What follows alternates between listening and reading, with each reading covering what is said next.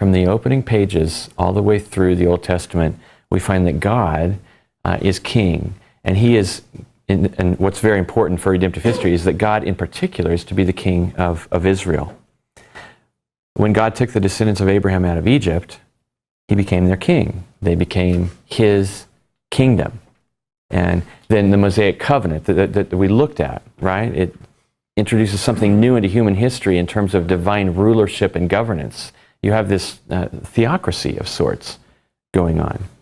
And then the Mosaic covenant, of course, flows out of the Abrahamic covenant, which is consistent with the original creation order. And so the kingdom of God belongs to God's unfolding plan of redemption.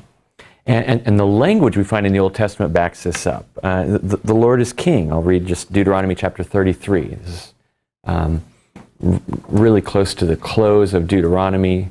That second generation that left Egypt is just poised on the east bank of the Jordan River to go in and take possession of the promised land. And Moses says this in Deuteronomy 33, verses 2 through 5. He said, "The Lord came from Sinai and dawned from Seir upon us. He shone forth from Mount Paran. He came from the 10,000s of holy ones with flaming fire at his right hand. Yes, he loved his people. All his holy ones were in his hand. So they followed in your steps, receiving direction from you when Moses commanded us a law as a possession for the assembly of Jacob. Thus the Lord became king in Jeshurun, when the heads of the people were gathered, all the tribes of Israel together." And we find this language. I'm not going to rehearse the whole bit for you, but God's the king. God's the king of Israel. We find the same thing in Isaiah.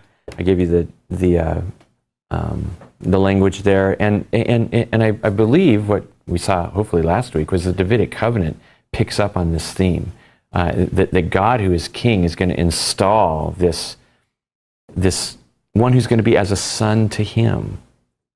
And he's going to give to, and God is going to give to this one who is as a son to him an eternal throne. Right? God's not just, and this is what's important as we work through Scripture, God is not merely the king of Israel in particular, but God is the king of the cosmos. The Israelites knew that the one who was king over the universe was the one who had revealed himself to Israel as their king. And so what we find as we work through God as the king of the universe is that even when Israel goes into exile, that's a demonstration to the nations and Israel that God was God over all, and that God was exercising his kingship over the nations. And so we find an interrelationship between heaven and the imperial rule of Gentile power. There's a conjunction between how God reigns and then the reign of even the greatest Gentile kings known at that time. We'll flesh that out when we get to Daniel just a bit. But isn't it interesting that in the ancient Near East, when one country would conquer another, what does that demonstrate? That the conquering nation's gods were greater than the gods of the nation that they conquered. But not so if you're an Israelite. Not so if you're an Israelite. I mean, we see that worked out with the Philistines in the book of Judges, how they conquer Israel, steal the Ark of the Covenant. Remember Eli's sons, and they put the Ark of the Covenant in their temple. It's like an offering to their God who had demonstrated his mastery over the gods of the armies they had just conquered. And then you get the reversal where Dagon ends up prostrate before the Ark of the Covenant, and the Philistines have to get rid of it. But even when the Israelites go into captivity, think in the northern kingdom, how Assyria came in and dominated them, and then remember how when Assyria begins to work their way down to surround Judah, they besiege Jerusalem. Remember the taunting of Sennacherib, right? And the taunting of, or the taunting by the, who's he called? The Rabshakeh or something like that. Your God can't deliver. So when the when the Israelites go into captivity, it's a demonstration that the God of Israel is greater than the gods of the other nations.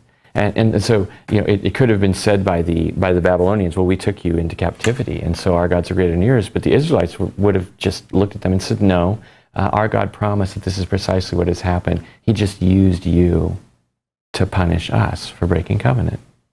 And so even the exile was a demonstration of God's kingship over the cosmos. And he exercises that as he uses Gentile kings as pawns to effect his good plans. In Daniel chapter 2, for example, the king answers and says to Daniel, "Truly, your God is God of gods and Lord of kings." Himself included, I take it. "A revealer of mysteries, for you have been able to reveal this mystery." And so here the king of Babylon confesses God to be the God of all, the Lord of kings. A couple chapters later in Daniel, we find this. This is Nebuchadnezzar speaking. "The sentence is by the decree of the watchers, the decision by the word of the holy ones, to the end that the living may know that the Most High rules the kingdom of men and gives it to whom he will, and sets over it the lowliest of men. Now I, Nebuchadnezzar, praise and extol and honor the King of heaven, for all his works are right and his ways are just. Those who walk in pride he's able to humble." Belshazzar is judged because he doesn't humble himself. And here's Daniel's reminder to him. "Your father was driven from among the children of mankind. His mind was made like that of a beast. His dwelling was with the wild donkeys. He was fed grass like an ox, and his body was wet with the dew of heaven until he knew that the Most High God rules the kingdom of mankind and sets over it whom he will." The Most High God rules the kingdoms of mankind, sets over it whomever he wants. "You, his son Belshazzar, have not humbled your heart, though you knew all this, but you've lifted up yourself against the Lord of heaven, and the vessels of his house have been brought in before you, and you and your lords, your wives, your concubines have drunk wine from them.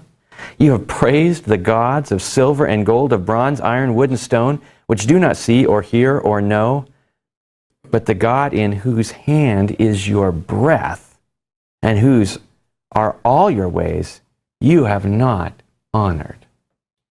And then Belshazzar wets himself, right? Because that's terrifying, absolutely terrifying. And he dies before the night is out, or before the morning comes anyway. Daniel chapter 6, another passage here. "I make a decree that in all my royal dominion people are to tremble and fear before the God of Daniel. For he is the living God, enduring forever. His kingdom shall never be destroyed." It's king of Persia at this point, right? "His kingdom shall never be destroyed. His dominion shall be to the end." That's just some Daniel language where we have some interaction with the kings of the world. Daniel also had a vision of an eschatological kingdom that was coming. And here this kingdom is not just the reign of God over the nations now, but there's going to be a particular manifestation of that rule, whose authority and power is on display as he rules the kings of the earth now. But that same God is going to bring about a kingdom manifest, apparently, here on earth. It's going to be the quality, the power of heavenly kingdom rule manifest here amongst the nations. Daniel chapter 2, Daniel writes 2 verse 44, and then again a little bit later in 34 and 35, or a little bit before that, 34 and 35. "In the days of those kings, the God of heaven will set up a kingdom that shall never be destroyed, nor shall the kingdom be left to another people. It shall break in pieces all these kingdoms and bring them to an end, and it shall stand forever." And so this coming kingdom is going to be a replacement of not just a heavenly kingdom in conjunction with the nations, the existing Gentile governments. Daniel writes in chapter 7, verse 13 and 14, "I saw in the night visions, and behold, with the clouds of heaven there came one like a son of man, and he came to the Ancient of Days and was presented before him, and to him was given dominion and glory and a kingdom, that all peoples, nations, and languages should serve him. His dominion is an everlasting dominion which shall not pass away. His kingdom one that shall not be destroyed. So there's going to be continuity between the sovereignty of God over the nations, and then I take it some sort of politics and the social government or governance of people here. Daniel continues, verse 27, the kingdom and the dominion and the greatness of the kingdoms under the whole heaven shall be given to the people of the saints of the Most High. Their kingdom shall be an everlasting kingdom, and all dominions shall serve and obey them. Okay, so there's some eschatological anticipation of this kingdom. There's going to be, well, we don't really have language of inauguration, but it's coming someday. It's a future thing where the God of Israel breaks in, and all the nations become subservient to him in a realized way, I take it. Not just a heavenly sphere where he's spying and meddling in the affairs of men because he can do it. Any thoughts on any of that so far? Okay, I'm going to summarize the Old Testament material on the anticipation of the kingdom. And if you've had me before ever, it's the same illustration that I always use. It's the three strands of the kingdom cord, this anticipation that is to come, and the three strands are a demonstration or a recognition by the people that this is what things are going to be like when the kingdom comes. Okay. This kingdom where God is going to exercise rule in a remarkable way is going to be manifest when three things happen. And the reason I say three things is because you have the same kind of language used when one of them happens as when another one happens and another one happens. Okay? And so this kingdom is going to come when God steps in and saves Israel. The God of Israel, the particular God of Israel, is going to establish this nation, and probably the hope of Israel was establish Israel at the top, and God would rule through Israel over all the nations. The second is when the Spirit is poured out in a profound way. I might do these in a different order, and so we get the same kind of language about what it's going to be like when this kingdom starts. But here, the catalyst is not God stepping in and saving Israel. The catalyst is the Spirit poured out in a profound way, in an unprecedented way. And then the third, the kingdom is going to come when the Messianic heir sits on the throne. And so the same kind of language. What happens when God saves Israel is what happens when the Spirit is poured out, is what happens when the Davidic heir sits on the throne. That son of David who was promised a throne in 2 Samuel chapter 7. Okay, first, kingdom would arrive when God reestablishes his recognized rule over the entire earth. I mentioned earlier how God is especially proclaimed in the enthronement psalms, his kingship is. God is named the King of Israel there, but this rule then is said to extend to other nations as well. And so I pointed you at Psalm 47, 93, 95 through 100. Here's a sample, Psalm 47. Clap your hands, all people, shout to God with loud songs of joy, for the Lord the Most High is to be feared, a great king over all the earth. He subdued peoples under us and nations under our feet. He chose our heritage for us, the pride of Jacob, whom he loves. God has gone up with a shout, the Lord with the sound of trumpet. Sing praises to God, sing praises to our King, sing praises. Where they repeat themselves in their songs too, don't they? A lot. For God is the King of all the earth, sing praises with a psalm. God reigns over the nations. God sits on his holy throne. The princes of the people gather as the people of the God of Abraham. For the shields of the earth belong to God. He's highly exalted. Isaiah chapter 2. Here's more prophetic anticipation of this kingdom that's coming. It shall come to pass in the latter days that the mountain of the house of the Lord shall be established as the highest of the mountains, and shall be lifted up above the hills, and all the nations shall flow to it.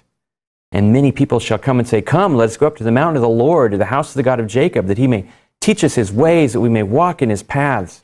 For out of Zion shall go the law and the word of the Lord from Jerusalem. So all the nations are coming to Mount Zion. They're coming to Jerusalem to hear the word of God, and the law of God is going out through the entire world. He shall judge between the nations. This God who is enthroned in Jerusalem is going to judge all the nations. He's going to decide disputes for many peoples. They shall beat their swords into plowshares, their spears into pruning hooks. Nation shall not lift up sword against nation, neither shall they learn war anymore. That's what it's going to be like when God establishes his rule over all the nations. Peace, prosperity. Where once people waged war, there's going to be that kind of commitment is going to be given to just the cultivation of the land. Guys, is there any kind of distinction here that he's making between dispensationalism, like the millennial kingdom, or is this the final eschatological kingdom? If God's settling disputes, it's like this would be more. There would be an argument here for like this is the millennial kingdom. Disputes are still being settled. We're still getting swords into plowshares. Yeah, I think if you delve down deeper, that's probably where I would end up. But I don't think it has to be necessarily that. I mean, I think at this point I haven't said anything that, like an amillennialist and a premillennialist would freak out about or would decide to, drop gloves and go at it.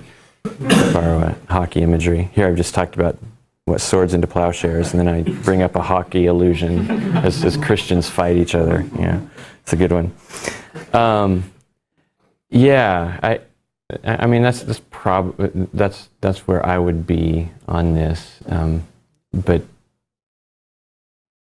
I don't think it has to necessarily be that. It does seem that there's some sort of coercive rule going on in some of the other texts that we'll look at, but most of my amillennial friends aren't morons, and they have an answer to when I talk about that kind of thing. Micah chapter 4. I'm not going to read it, but it's there in your notes. Do you have Micah 4, 1-8 in your notes there? Okay. It promises there's going to be a day when the nations will flow to the mountain of the Lord to learn his ways and to walk in his paths. And of course, these are the ways that were revealed earlier. I mean, the same God who revealed himself particularly to Israel is now giving his law to the nations. Peace and prosperity are going to characterize that time in Micah chapter 4.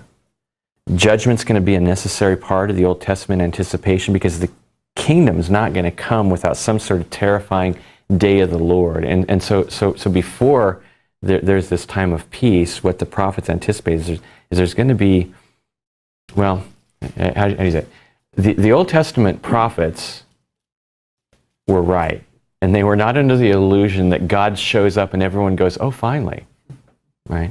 Good, bring it in.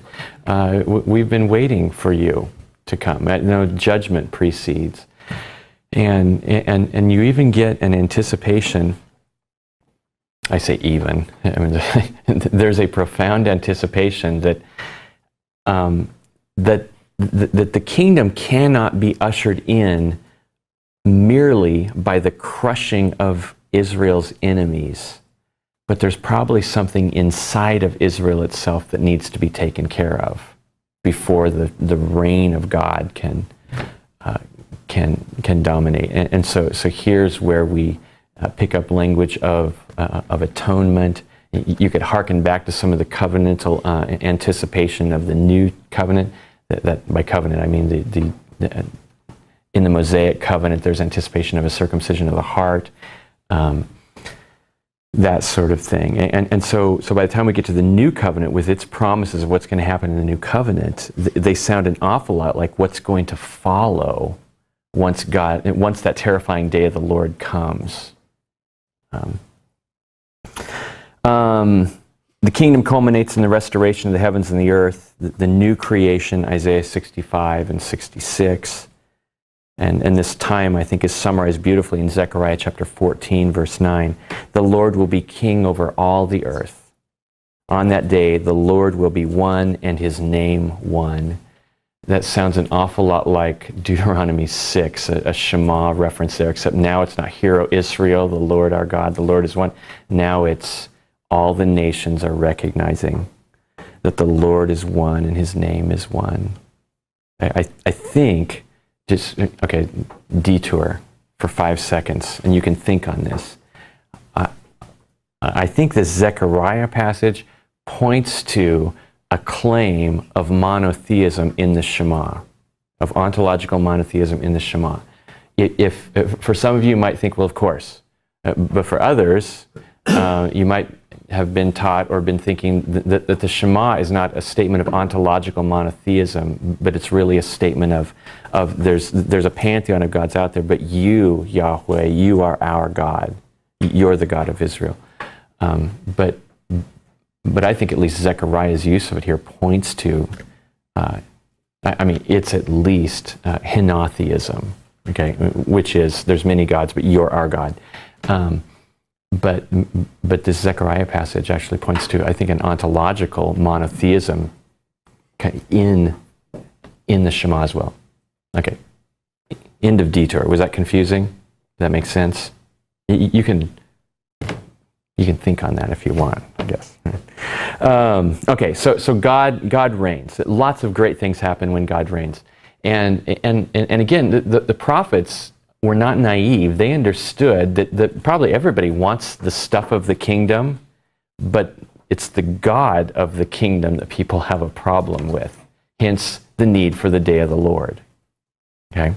Did that make sense? I mean, what person looking at the promises of what the kingdom of God would be like when God steps in and saves Israel, what person wouldn't want prosperity and peace and justice and somebody to settle disputes and, just that kind of thing.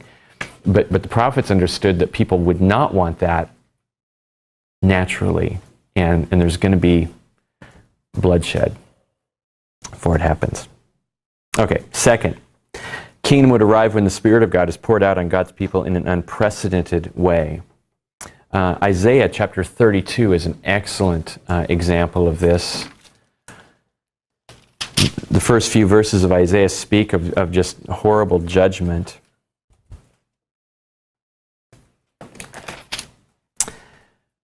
Especially as you get to about verses 9 through 14.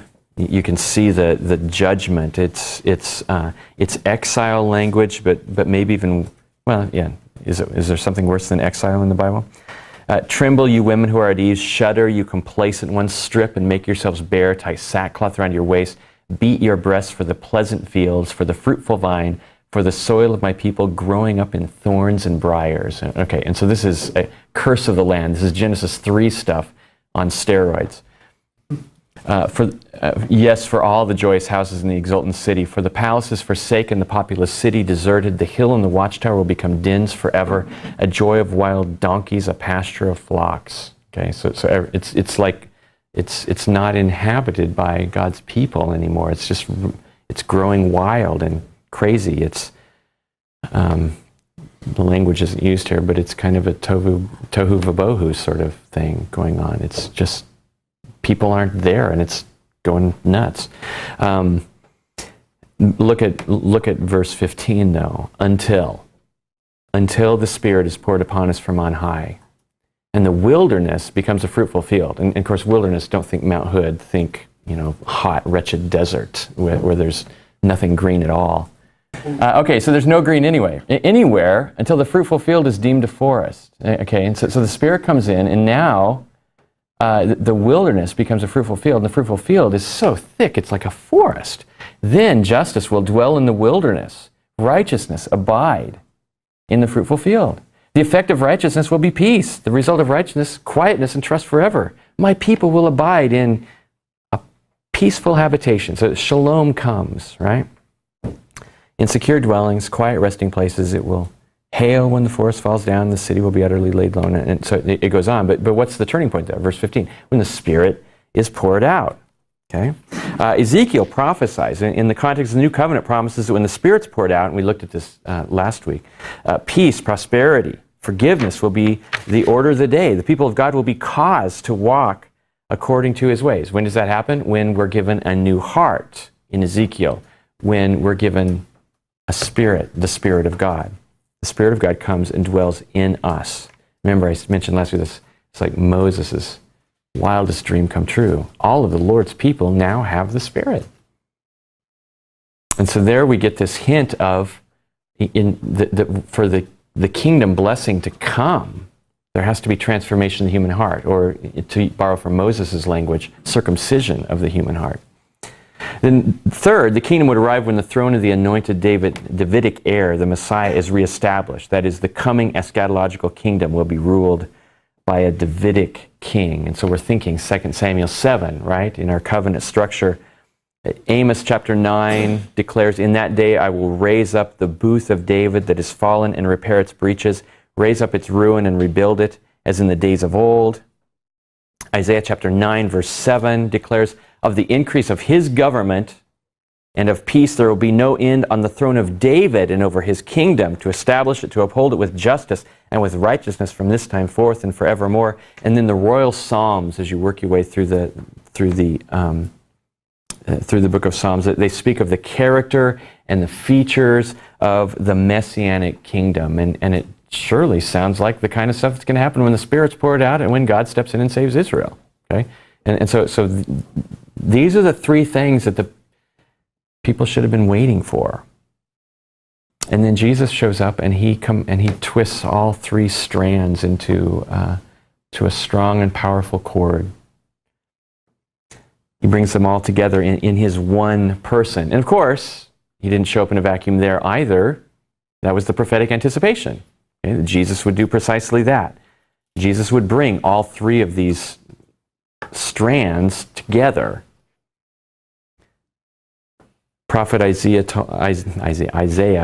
told Israel that the anointed one, the Messiah, would be a shoot from the stump of Jesse. Which is, I like that language, because it's not just a Davidic son, right? It's not just another son of David. Heavens, the people of Israel had seen lots of crummy sons of David. They didn't need another one of those. They needed a new David, right? They needed a new son of Jesse to step in, a new David. David himself, except better, bigger. And then it says that the Spirit of the Lord shall rest upon him. So this Davidic heir is going to be anointed in a profound way by the Spirit of the Lord. The Spirit of the Lord shall rest upon him, the Spirit of wisdom and understanding, the Spirit of knowledge and the fear of the Lord. Isaiah goes on to say in verses 3 and 4 of that the Messiah will judge with equity and he's going to bring justice to the nations. Well, that sure sounds like what happens when God steps in and saves Israel. That sounds like what happens when the Spirit's poured out in an unprecedented way. This Spirit-anointed one, the Messiah, right? The Messiah will be characterized by righteousness, faithfulness. His reign is going to be characterized by the same. Sounds an awful lot like what the kingdom of God's going to be like. In fact, it's not just a tiny little place in the Middle East, but the entire cosmos is going to be subjugated to the Messiah and the created order even. The created order that's under a Genesis 3 curse is no longer going to rise up to bite humanity, because the earth is going to be full of the knowledge of the Lord as the waters cover the sea. And then, of course, there's all the anticipation, especially in Isaiah, of when creation serves the one who's supposed to exercise dominion over it, and no more harm comes. And of course, the imagery there is lion lying down with the lamb, a child playing near an adder's hole, and that sort of thing. But I think we could just as easily say that like what we find with Romans 8, that the curse is lifted. No more tsunamis, no more Hurricane Katrinas, none of that sort of thing. It's no accident. Well, turn over to Isaiah 61, and we'll have to read this sooner or later.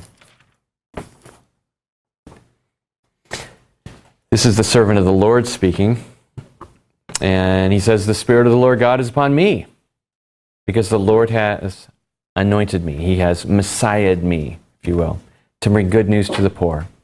He sent me to bind up the brokenhearted, to proclaim liberty to the captives, the opening of the prison to those who are bound, to proclaim the year of the Lord's favor, the day of vengeance of our God, to comfort all who mourn, to grant to those who mourn in Zion, to give them a beautiful headdress instead of ashes, the oil of gladness instead of mourning, the garment of praise instead of a faint spirit, that they may be called oaks of righteousness, the planting of the Lord, that he may be glorified. Here's this qualities of the kingdom manifest when the Spirit-anointed one comes.